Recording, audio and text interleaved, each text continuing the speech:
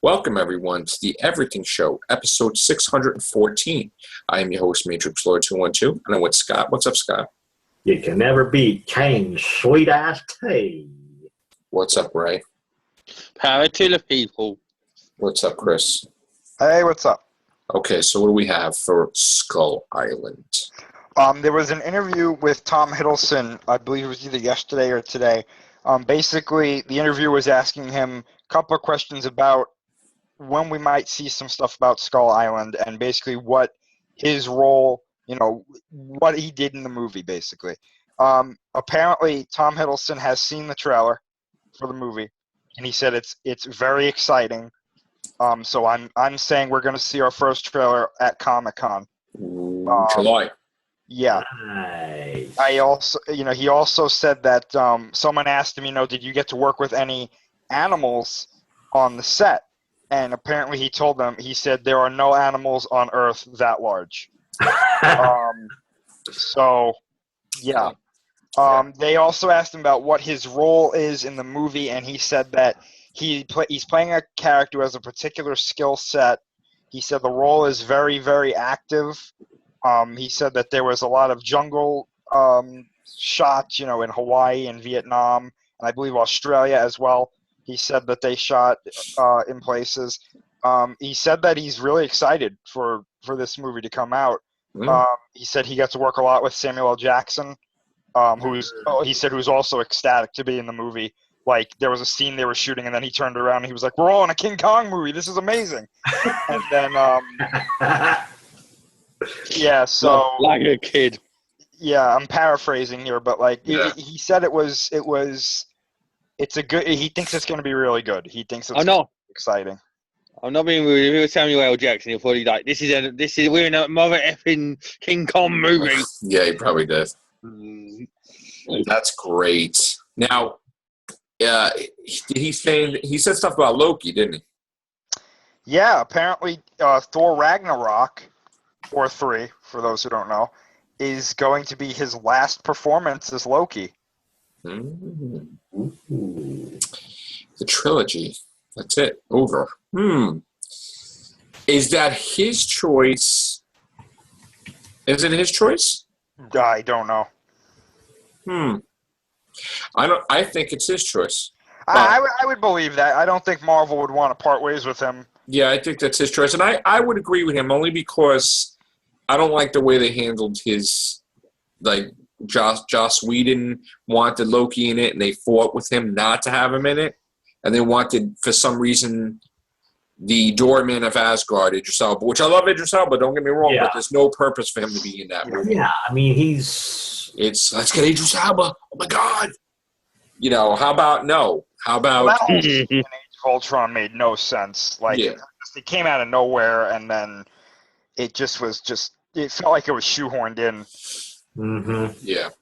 Again, and it's also because he edited it too, where he's like, "All right, you want to do this? I'm going to make it look like crap." I mean, let's go in the magic puddle and see what happens. It's like, okay. That could have been that could have been left on the cutting room floor, and really. No, I mean, I like what they originally had. That he had some semblance of his subconscious showing that, hey, Loki is alive and in charge. I better go home because he may be there. It's like, oh. So changing it, I don't know if I don't. Well, actually, no, I do know. I don't like that they changed it and they had Idris Elba with that whole scene. That was just a waste of time. All right. So, yeah, and going by that, yeah, I would be like a little bit, Marvel, I'll pass on being Loki after Thor 3. Because I feel that Marvel did the wrong thing. It wasn't Joss Whedon, it was Marvel. Because once again, they step in and they screw stuff up sometimes, like they did with Spider-Man. Spider-Man 3 and whatever, and, Venom and stupid, so just stop and just don't do that. So, well, too, after 3 movies, or 4, really, I mean, maybe he's done. Maybe he's just like, I've done all I can with the character. Yeah, but I don't think so, because you know what it is? It gets to me because I look at it long term, right? And I'm like, You had Captain America 1, Captain America 2, Captain America 3. So what are you going to kill Captain America 3 in the third movie? I mean, I'm used to these movies in the past getting like massive sequels, 4, 5, 6. So like I never understood like why you could have 1,000 issues with the character, and then in the movies you just limited. Like you just after 3 movies we're done. Well, sometimes the actors don't want to do it anymore. Sometimes they get all they want out of a character, and they say, all right, I'm not going to bring anything else to it. Like Robert Downey Jr., maybe he'll be like, I don't want to do Iron Man anymore. Yeah. The thing with movies is, right, it's different with comic books, because with comic books you don't have to work with actors, you don't have to work with actresses. Right, I know. Like that. And the reason that I think Marvel is doing kind of 3 movies and then you're done is because there are so many characters that they want to give movies that after 3 movies with a specific character, they're like, all right, they've had their time. They'll show up in Avengers and crossovers and stuff like that. But now we're going to focus on like Ant-Man, Doctor Strange, Black Panther, Spider-Man, those characters now. Right. I don't think we're going to be seeing a lot of Iron Man, Thor, Captain America anymore, except in Avengers movies. I think we're going to be seeing. Well, I think that we're going to see newer characters. I honestly, about 50-50 chance we're going to see Robert Downey Jr. and Chris Evans in the Spider-Man movie. Yeah, I think they'll show up. There's no doubt about that. Yeah. But I honestly would have Spider-Man fight the Hulk, because that would be pretty cool. Mm-hmm. You don't have the pressure of having, a villain the full movie, and then you could have the villain the rest of the movie or something. You could, or it could be about him joining the Avengers or something.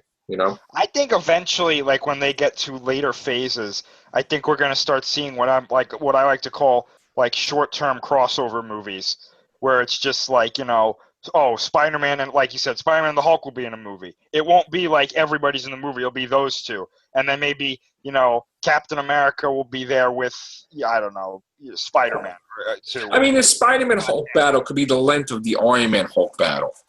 Yeah. Like 10 minutes, right? Or something like that. I mean, they even had that cool commercial with Ant-Man and the Hulk. You saw that? Yeah, that was great. That was great. So they can do stuff like that, man. What do you have to say, Ray? I'm just sad that Loki's going in there, but I know, man. But like they say, every actor has a new path which they want to go down, and perhaps he thinks that he might get a new choice and a new pathway to go down. Well, if they do more Thors, which I, for one, when it comes to Thor, I feel that you can make more movies because the universe is big. And they've got those branches anyway, so you could have Thor go to each branch. Or right. You could also have like individual Loki movies, couldn't you? I don't know about that, but my thing is that one of the biggest things in the Thor comic was that they had the Enchantress, because on Midgard, which is Earth, she's rich and whatever, and he just has this attraction with her, and they hook up, even though she's a villain. It was like the craziest thing, and then she winds up becoming good because they're in a relationship, and it's like, all right, like she just becomes good, and it's like, why wasn't I good to begin with? It's like, it's like crazy, and then they had that tension because he chose her, I guess, as the Queen of Asgard when he took over the throne, and Odin was dead or something, rather than Lady Sif, which was like crazy, So, again, I think they should do that in the movie, but we'll see. Not have the Enchantress in a Thor movie is ridiculous. Yeah, to me, she should have at least been in the second one, if not the first. Right. So, what else do we have? Do we have any other news, or am I forgetting something? There was something. I can't remember what it was. Hold on. There was something. There was something. I say the same thing. What about Tom Hiddleston with the James Bond rumors? Is he going to be Bond? Could be. I would love that. That might be why he's leaving as Loki. He might be getting offered. Might be preparing himself to be offered as Bond. Hmm. That would be interesting to see him, is it? And then they could redo the very, if not Doctor No, then not the Spy Who Loved Me. From Russia with Russia Love? with Love. That's what I was trying to think of. From Russia with Love. They might say from Asgard with Love. Yeah. I had sent Scott a picture that we have, which is an amazing picture. I'm going to screen share it with everybody. Okay. And wait, it is. Wait, why can't I screen share? I don't know. Hold on. Skish. Okay. And it is. Here we go. That was Look at awesome. that. How cool is that? Ash versus Dead. Yes. Oh, yeah. He's partying like a rock star in Florida, right? But of course, that's not going to last. No. We know that, yeah.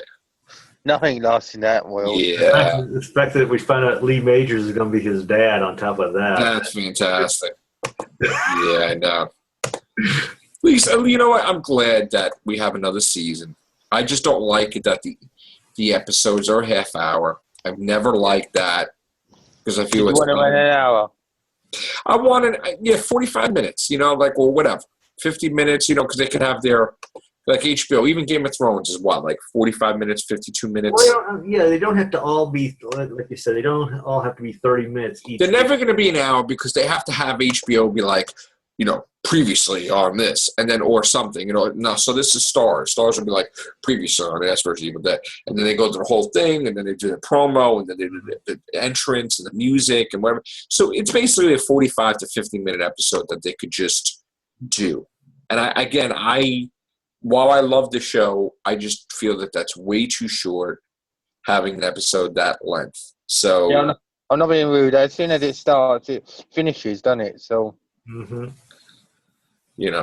So other than that, what else do we have? Do we have something else to talk about? I can't remember though, Chris.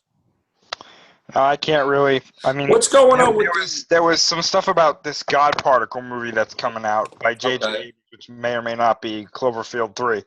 That they just had some casting, but it's two actors that I've never heard of. Okay. I have some Friday 13th news. Ooh. Uh, Watch it, Scott. let's see. What does it have? What we know now is that the script is due next month, April. So we'll find out in April, I guess, what's happening with the script. It's supposed to be released in 2017. So January. Of course, horror flicks, it doesn't take long. All you got to do is film the screamers, the stabs, and all that. Yeah, I don't know why they're spending so much time with the script. Like, this guy has it in his head. He wants to explain why Jason keeps coming back to life. Well, I don't care. Yeah, that's the whole thing. Of course you don't know what you're going to do because you're like, if you screw it up, it's even worse. So why are you torturing yourself with, sitting in a room and trying to figure crap out? I mean, just don't do it. Now, I could understand if he's having difficulties having him return. In other words, like he's trying to pick it up to where have him come in and all that. That I can understand. But this is why he does this, and this. I don't care. We're not like making like a freaking complicated. This is a slasher horror movie. I mean, nobody goes to see nobody cares about the storytelling. Like, oh my God, you're gonna have this great actress scream her head off when Jason's like stabbing her. I mean, common sense. Like these directors and writers, they make a big thing out of it. Like, well, I'm trying to feel what the character feels like.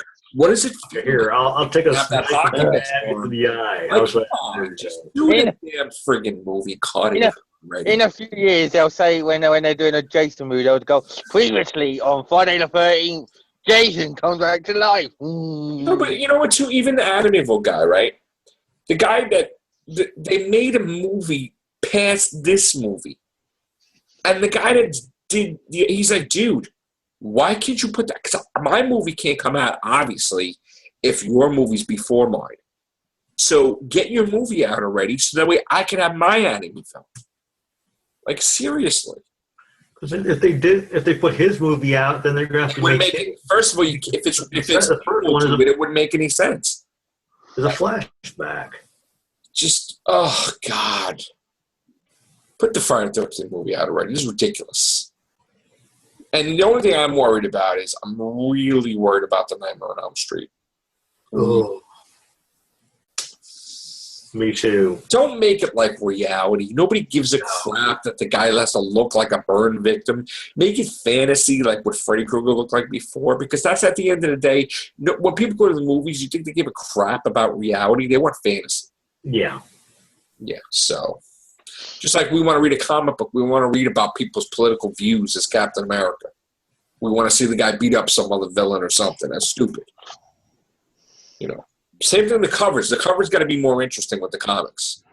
You know? Don't make these boring covers. I should see Spider-Man like dangling from whatever fighting somebody. Yeah. Like, I don't need to see like some stupid freaking cover that shows.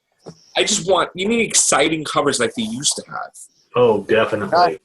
Remember how they used to have Heroes Reborn when they had all the big artists, the best artists? They did the graphic art for like the Avengers and everything. It's like, oh my God.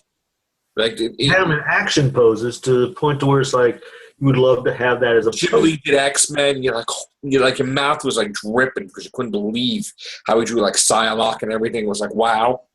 Or set them up as that's what they do with DC now. So each issue, pretty much, if you laid them on end, stretched out. Same. Yeah. DC has a thing called DC Rebirth. Basically, it's DC Reborn, just like when Marvel had it. You're having different teams on the comics, different artists, whatever, and that's what it is. It's DC Rebirth. It's still the 52 universe, I guess, or whatever. What's so great is what I love is I hear they're pretty much having the new Teen Titans back as well. I'm thinking yes, because I loved when they came back, the 80s version. They got several of their issues. I just don't understand why didn't Cyborg join the Justice League after he was like when he wasn't even a teen anymore? Yeah, because they introduced him in New Teen Titans, and then in New. Did they put him in the Justice League because to attract that audience? Or? Yeah. Well, I think they put him in there because they knew they weren't going to get Green Lantern in there in time. Oh, okay. I think. I thought they purposely held Green Lantern back as a backup plan. That's what I thought they did. They didn't know if they were going to screw up things, and at least they would have some franchise go ahead if all the other movies got canceled. You know. Talking of things, we won't see Loki as president like that cover. Yeah, that's some stupid Marvel does too. I don't understand how they go beyond ridiculous sometimes with stuff. That's just dumb. I'm not even going to talk about that anymore because that's just stupid. Yeah, it's like one when you were telling me about Captain America, like the Falcon with Captain America. You gotta I don't know why you gotta tie things in with the election. I mean, nobody wants to see that in comics, or whatever. So, all right, gang. I think that's it for this episode. So we will do something else possibly. So take care. Bye for now.